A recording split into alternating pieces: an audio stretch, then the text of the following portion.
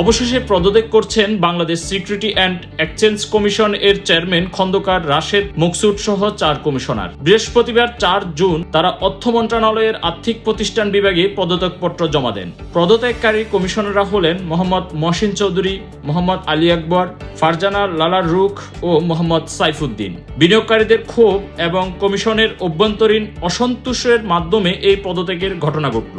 এর আগে অর্থ ও পরিকল্পনা মন্ত্রী আমির খসরু মাহমুদ চৌধুরী আগামী 2 সপ্তাহের মধ্যে বিএসসি পুনর্গঠনের ঘোষণা দেন। 2 জুন ইকোনমিক রিপোর্টার্স ফোরাম এক অনুষ্ঠানে দেওয়া এই বক্তব্যের পর থেকেই সংস্থাটির পরিবর্তনের আলোচনা জোরালো হয়ে ওঠে। খন্দকার রাশেদ মকসুদের পদত্যাগ দাবিতে কয়েক মাস ধরে আন্দোলন করে আসছিল বিএসসির কর্মকর্তা ও কর্মচারীবৃন্দ।